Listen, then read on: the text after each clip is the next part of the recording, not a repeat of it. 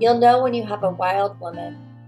She'll practice her craft without boundaries. She is truly autonomous. Her loyalty is only to the family she serves, a midwife who will not allow herself to be held back by a system she didn't create.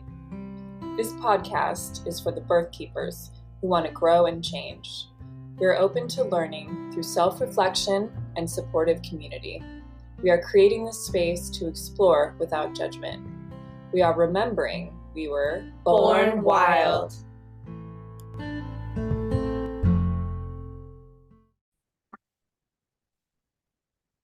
Hello. Welcome back to the Born Wild podcast. We're your hosts, Sophia And Leah. and we haven't done this in a while. I know. I'm here. It's amazing. Yeah, we're going to try to be more intentional about like monthly check-ins, but this is going to be like a yearly check-in. How has our year been? I mean, where do we even start? I know. Hopefully our intention is going to be that we'll be able to like reflect on the months past births and just anything that's been popping up for us professionally. Anything personally we want to like chime in about, but New information we've learned that's interesting. Yes, definitely. To incorporate.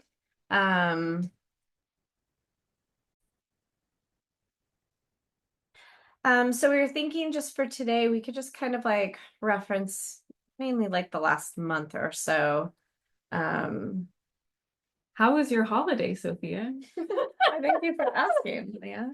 Before we jump right in. Well, this is one thing that I do love about the practice is our children are at different points in their lives. You have teenagers who all they want is the keys to the car to go away. And my kids are still in the thick of like magic. So even though I would have been on call, graciously took call for Christmas so that I could be home with my kids, and it worked out beautifully because you had a Christmas baby. Yes. An early morning Christmas baby. And it was hilarious because we use Mobile Midwife as like an EHR system where our clients' information is stored, where they can chat with us like a text.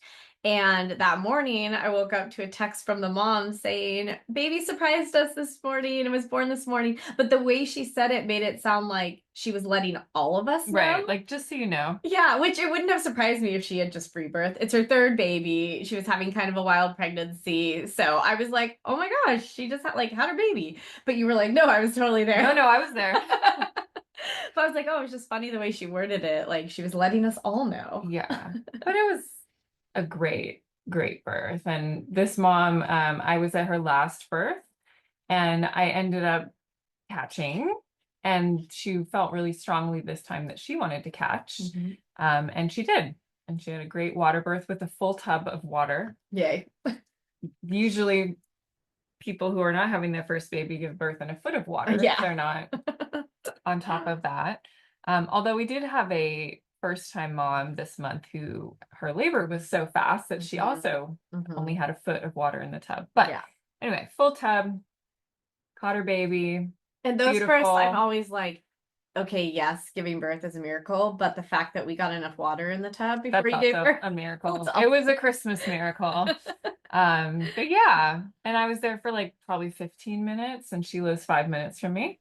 Blessings. So it was very fast and very sweet, and yeah, that's sweet. Were the siblings awake, or did they wake up after? One woke up while she was pushing, and it was a little overwhelming for her. So Dad brought her to Grandma's house, which luckily was next door, and so I don't think he was actually there when the baby came. Oh no! But shortly after, yeah. And then I think as we were getting ready to leave, little brother woke up. Yeah, because I was just thinking, like, home birth, we say that no matter what time of the year you give birth, it's like Christmas morning when the siblings wake up, and there wasn't a baby and now there is, but it really was Christmas morning. And I think sister came back later and she had just like had some time and she was great. Yeah. I think it was just like waking up straight into like mom's in a big tub holding a baby was laboring. She wasn't holding the baby. Yeah, that's a lot. Yeah. But we have had a lot of first-time moms labor really quickly. Because usually we anticipate multiple days, which we also had. But I know we've kind of been tag teaming, and we joke where it's like all have a spell where you're like, oh, Sophia gets all the births where the babies just drop out, and here I am on day 3 with the same mom. And then all of a sudden I was having some longer births and you were like, sliding in to the births. Yeah, I almost missed a couple. Yeah, they just went so quickly. And I had a couple births this month where seemed to have kind of common themes around like pushing. Both first-time moms, and just it's interesting, the bursts where they're going really fast and you're just like holding on for the ride. Like that's how I felt about my first, where there was no stopping the pushing. There was no changing position to make it easier, gentle. You were just like hoping the baby would be gentle on your body as they plowed through. But these moms could really lay down and kind of prolong it a little bit, where they were like almost choosing that because it made it a little more mellow, and they were taking breaks. Yeah, just like, oh, like the toilet makes it more intense. And so having to have conversations like, yes, and that like your baby is behind that intensity, like having to have those conversations, like you can make it last longer, but like you're still gonna have to go to that place either way. So if you really needed a break, like utilize that break. And also right, and the longer you avoid that place, sometimes it builds up in your mind as, all that stuff. And how quickly time goes, because like we have a rule, as long as mom and baby are fine, like we don't have a cap on how long you can push for, like where's your cap is more of our questions to mom. And it's funny how like when moms will hear a thing about like, oh yeah, it's really common for a mom to push for a couple hours, especially at the first, they're like, oh, I could never do this for a couple hours, and then they're like on hour 3 or 4 or something. Well, and just remembering too that pushing isn't linear, just like birth isn't linear. And I think there's an idea, which I've seen in the hospital, it's just a different model where it's like, you're complete, now it's pushing time, and it's just all go, which I've seen it not be like that too. But for the most part, it's like, we're pushing now, and each push should be 10 seconds long, and each, and there aren't so much like where some contractions you feel pushing urges and some you don't. And this actually reminds me, I don't know, I heard this thing, but I just love it, and how it would relate to birth and pushing is the human heart isn't linear. It folds and has knots. And anyway, I just thought that was cool. That's cool. But yeah, just thinking of it that way, where it's like, could be 4 hours, it could be 2 hours, it could be 12 hours, but it's not going to be this straight line of intensity. Yeah, for sure. Yeah, that was interesting. So there's one mom where I was like, we could try the toilet. And the suggestion I said was, give it 3 surges, like don't judge it off the first one, like. And so she sat down the toilet, she felt a surge coming, and she was like, no, and started lifting herself up. And I like, put my hand on her shoulder, and I was like, yes. And she like sat into it. And then after that surge, she's like, this is where I need to be. You were right. I was like, and she just had her baby within a couple pushes. Yeah. But it's hard when that intensity, that pressure is so strong, and you can avoid it by just like changing your position. You're like, yeah, maybe I'll do that. But yeah, so she had her baby. Actually, we had a lot of bathroom births. Yes. Lots of bathroom births. Yes. I had an almost toilet baby, but but she wasn't born in a toilet. She was born on a Chex pad. In the near the toilet. Near the toilet. Yeah. This mom kind of like went forward, as the baby was coming out. And she was amazing. She had like a pretty good size amount of blood loss, but like nothing that we had to do anything about in terms of Pitocin or anything like that.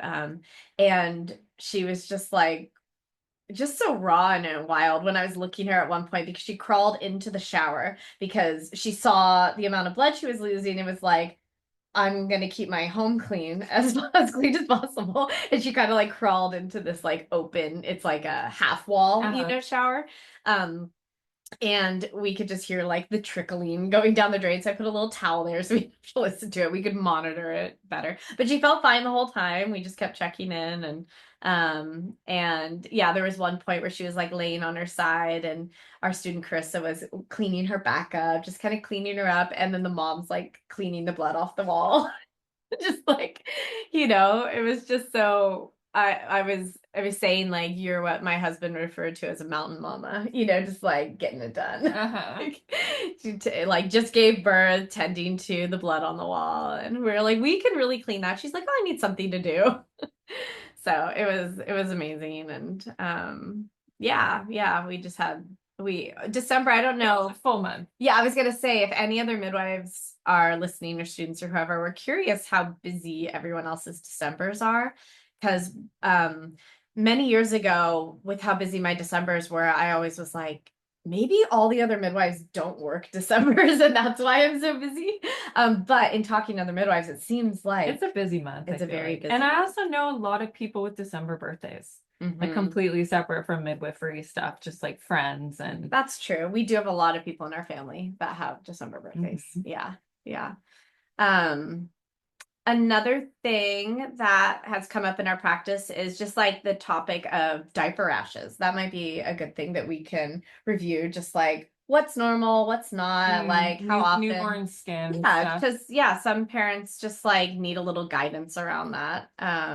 And the difference between disposables and cloth diapers. So did you cloth diaper? I did. You did, yeah. With both of them? With both my kids, yeah. And it was Oops, sorry. On call. Sophie's fired. It's not the on call number though. Yes, I did. And it was, my kids are 16 and 14. So way back then, there was like 2 or 3 kinds of cloth diapers. I was gonna say, did you have to do the safety pins or did they did not do the safety pins? Not that long ago. Not that long ago. My parents did cloth with me and they did the safety pins because I remember playing with them when I was older later, and they had the little plastic safety thing on them. My youngest brother, we were all disposable and he was cloth, and I remember the safety pins. Little pins with duck faces. Yeah. I forgot they had duck faces. But yeah, so we did the ones where you like fold it into thirds, or fold it 3 times, and then you do the plastic covers, and it worked really well for us. I mean, what we learned doing it, and we had a diaper service, I think with both of them for the first month. That's nice. Maybe 2 months. And it was like gifts from people. Yeah. Which was awesome. That's a great idea for registries too. Because some people are like, how many onesies do you really need? And like, that would be a service. Totally. And that's what we said. Like, I think it was like you get 80 a week. Or maybe it was less for the first month because they just don't use that many diapers, but like pay for a week of diapers for us. And it was just it was like a great intro to cloth diapering and not feeling so overwhelmed, because you just put them in, they give you this little thing. This was before diaper genies, dating myself here.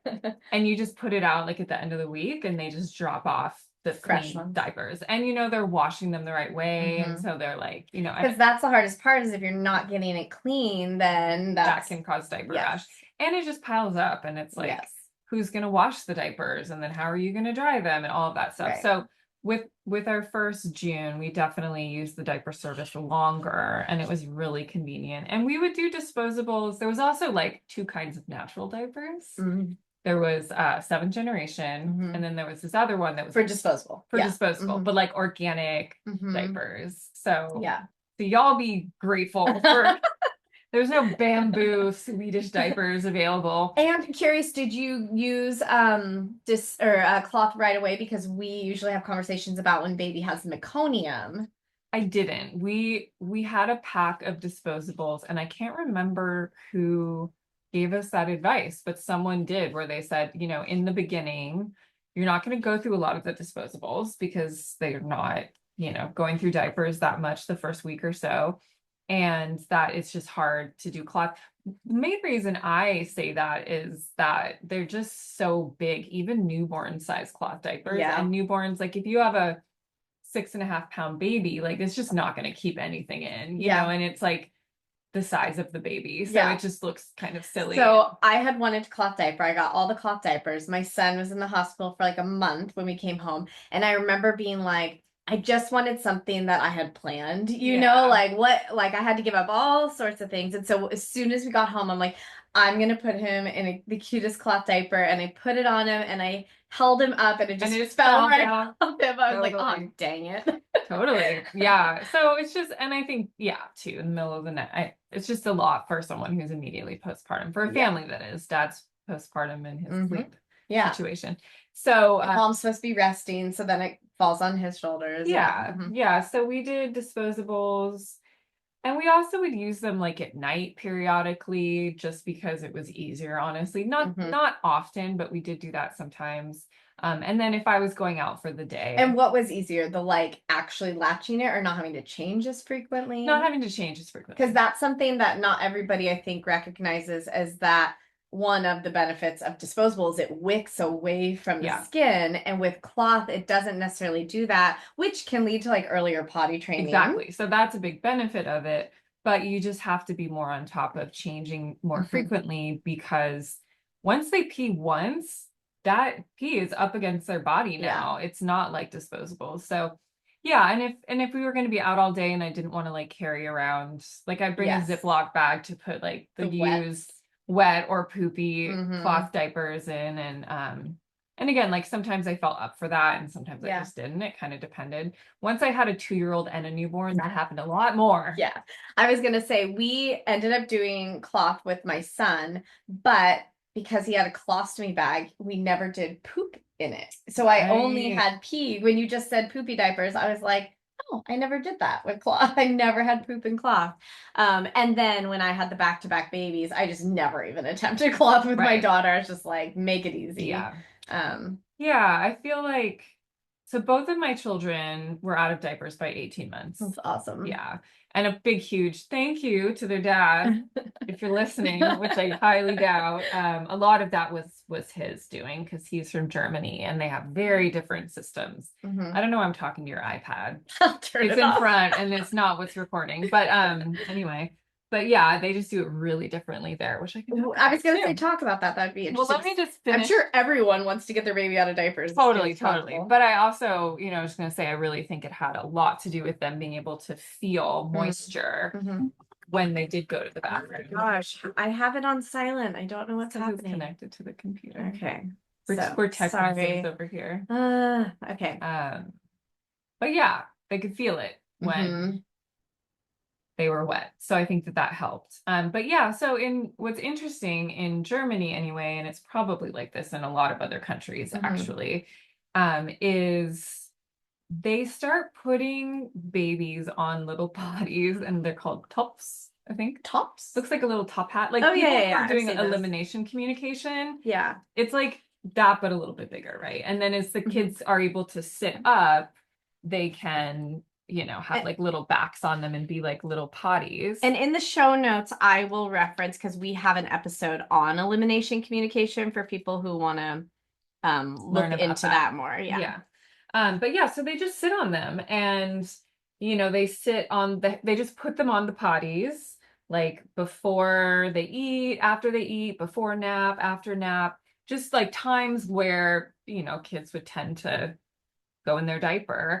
And in the beginning, it's like not even necessarily creating that association. Like it's just, oh, you went in the potty, that's exciting. And like them from like a very young age recognizing that like that's when you go to the bathroom in there, option. It's a good thing.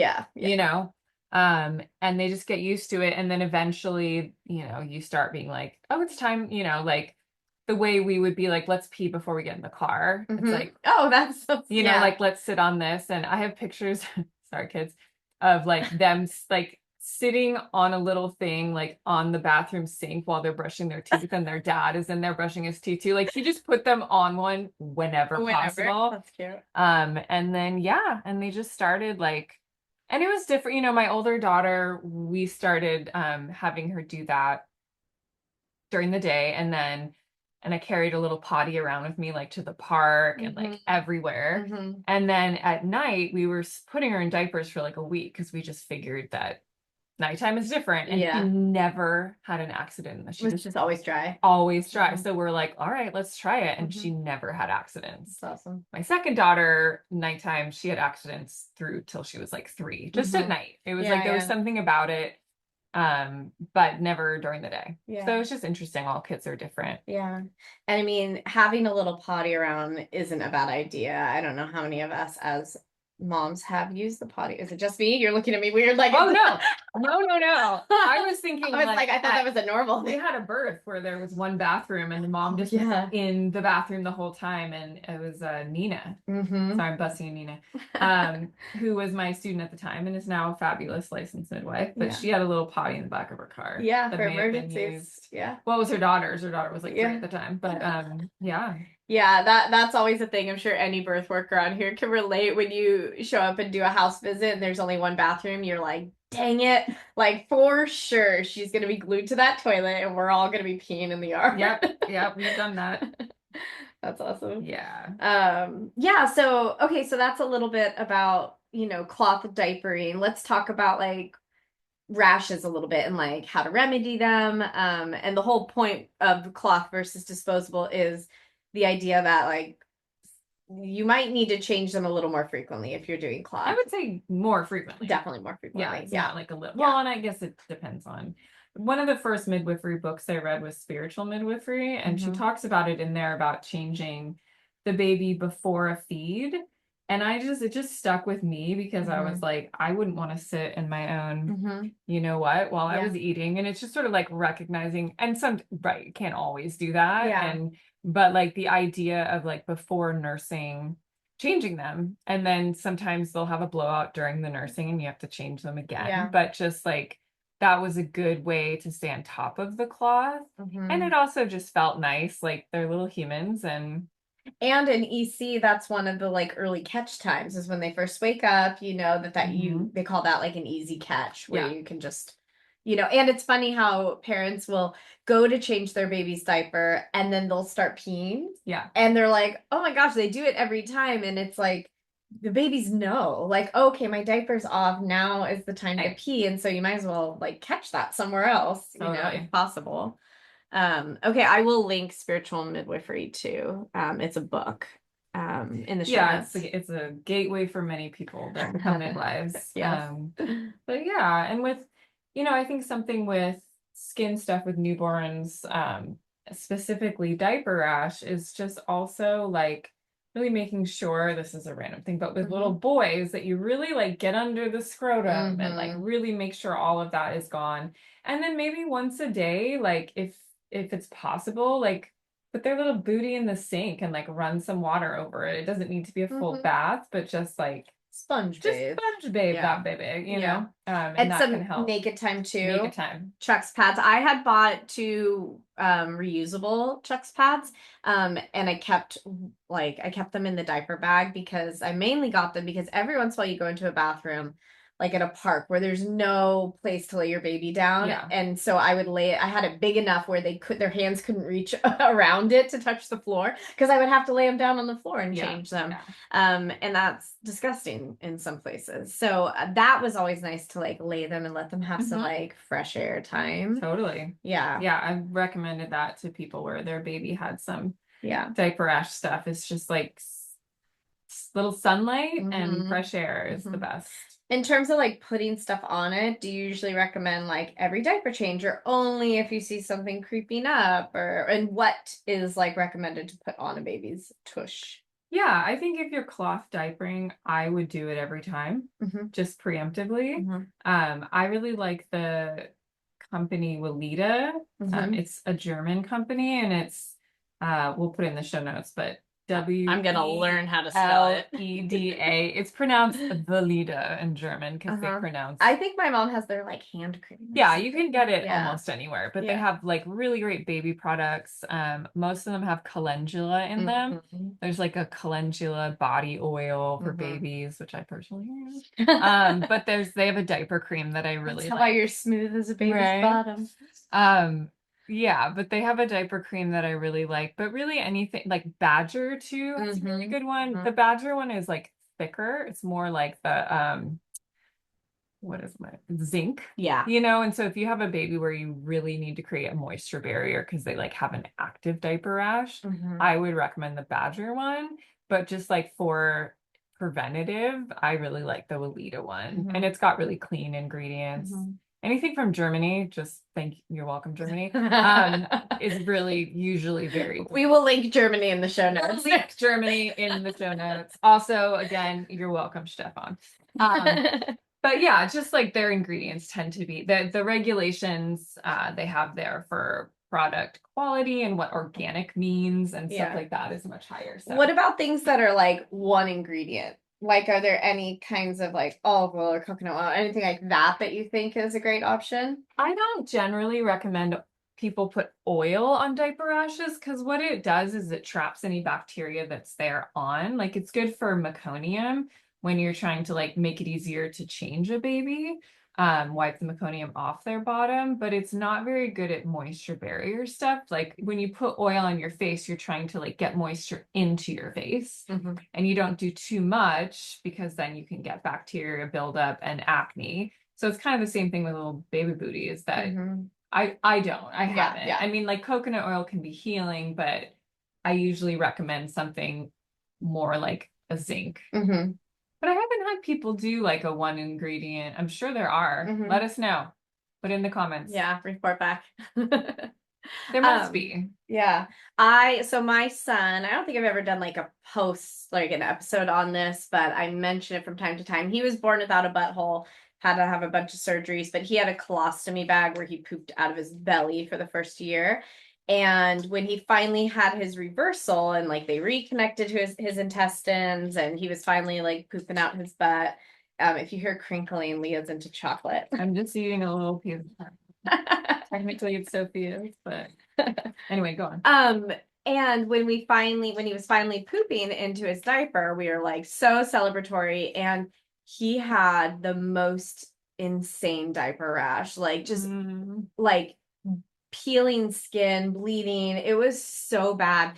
And I recently met a mom whose baby was born with the same similar condition, no anal opening. And I told her, I was like, if I could do it over again, every time we changed his colostomy bag, I would have put some poop on his butt. Because when I talked to his doctors, the poop is very alkaline initially, and it slowly becomes more acidic, especially when you start introducing solids. So his butt had been like, hadn't touched poop in like a year, and then when it finally did, it was so acidic, it just like burned the skin off. So I would have like put some poop on there to just like let his skin get used to it.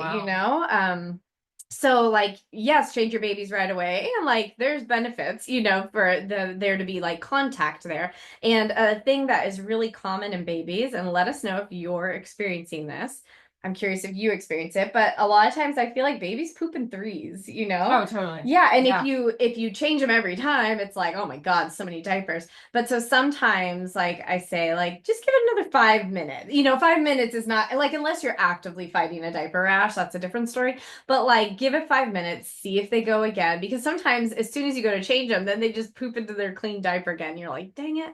But yeah, I've noticed that. You've noticed it too? Totally.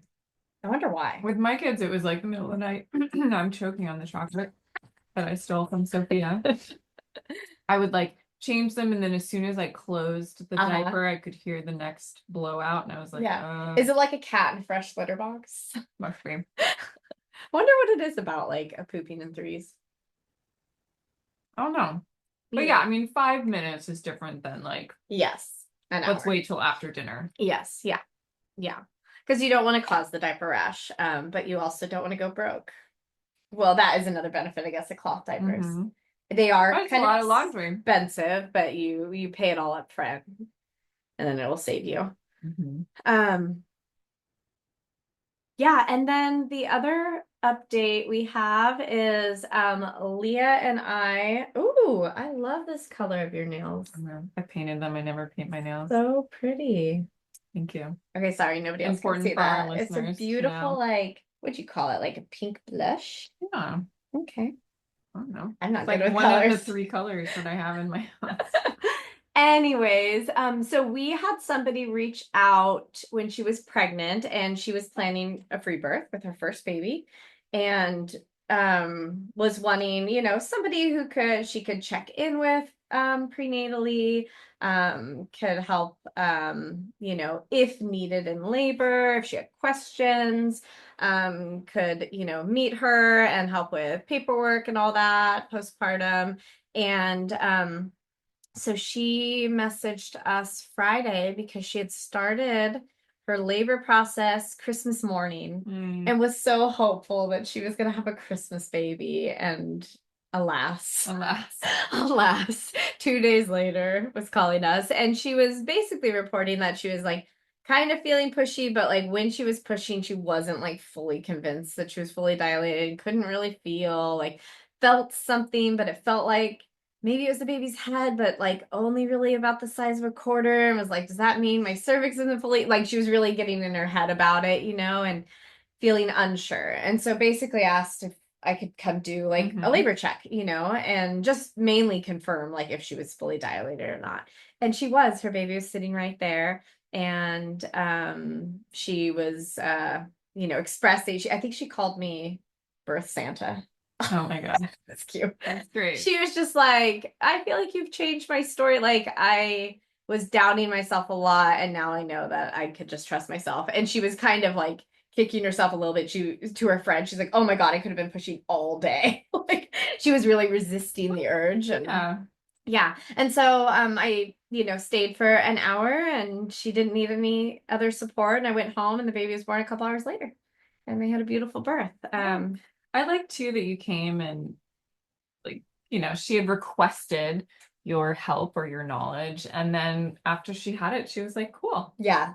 Bye. It wasn't like, now I need you for the rest of the time because you have this knowledge and you're the reason why I know I can push. It was like, that means I can trust myself. Yep. Thank you very much. See you later. Yeah, I loved that. And when I was there, I was saying, like, while I'm here, is there anything else you want? Do you want like a set of vital, like, is there anything else you want since I'm here? And you could see the dad kind of smiling and shaking his head like, let's get all the things. And she was like, no, that's all I needed. Like, I have a fetoscope. I've been listening to baby. I feel them moving. I had said, part of this service is it includes like an hour of my time. So I'm happy to just leave, and I'm happy to just sit in the corner in case another question comes up or something. She's like, yeah, totally. And so I sat there and, in the corner in the other room, and she had a couple more questions about like, is it normal for buttholes to invert? Which, yes, like that's what the title of this podcast should be. Like, if nobody knows this yet, like, what do we say? The butthole is the unsung hero of birth.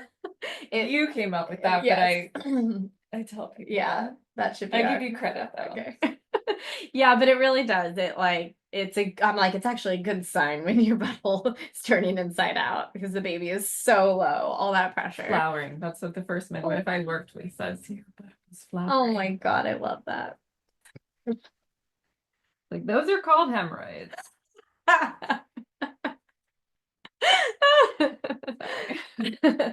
Yeah, it's true. I know, I've had them. I can say that. Link in the podcast. No notes.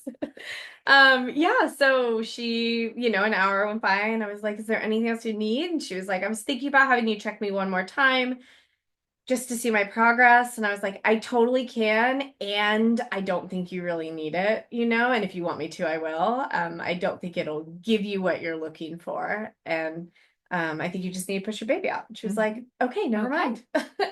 And then she had a baby. I love that so much. Yeah, it was so great. So that was kind of our month in a nutshell. I originally had the intention of like, let's review our year. And then I was like, what happened this year? I mean, all that's yes. And I mean, I'm going to get corny for a minute, but this year has been really incredible. And, just like being in the group practice and all of our families, there's like so many amazing memories and beautiful moments, and like just overcoming so much for our birthing mamas, and just like lessons, and changes and tweaking our practice here and there. And so it's been an incredible year, and I'm grateful for everyone that's chosen us to be there in some capacity. Yeah, even if it's just a quick pop in. Even if it's a quick pop in, or sitting in the other room, or right there the whole time. Yeah. Sometimes it's all hands on deck. Sometimes. Yeah. I know something you and I have been saying a lot this year is, how did we ever do this on our own? I feel like this year, Leah and I just tag teamed illnesses, where I would be messaging her. I'm like, I am finally starting to feel better. She's like, awesome, because I feel like death. I was like, okay, tag me in. And then, as soon as like I was starting to not feel so well, because, oh my God, my children, like, they are like little virus. Still, I'm like, they are not toddlers anymore. How do they get sick every time we leave the house? I don't understand it. So frustrating. So I'm trying to save my money so we can go see a functional medicine doctor and replace their gut with a brand new one, is I think the conclusion that I've come to.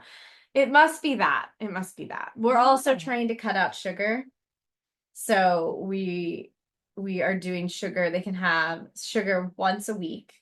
And that was Gracie's idea. And then she fully regretted that idea that she had, like 2 seconds later. Yeah, immediately.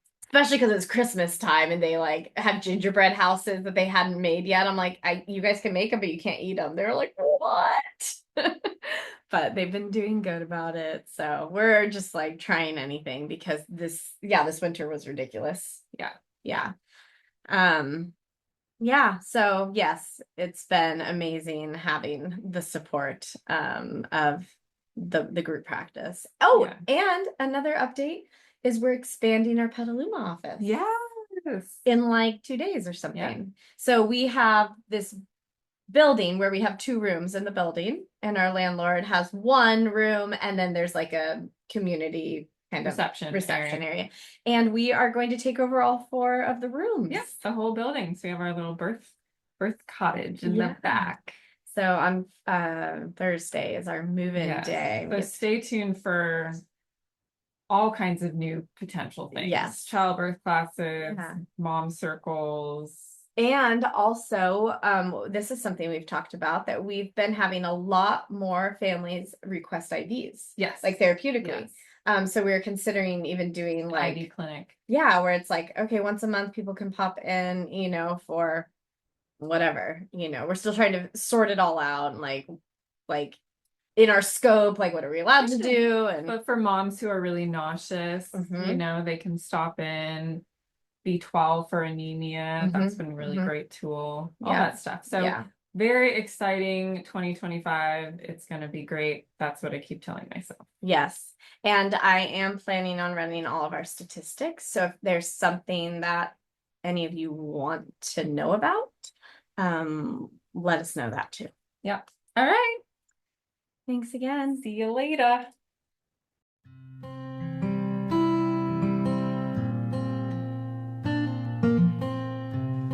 Thanks everybody for listening. You can find us at Born Wild Podcast on Instagram.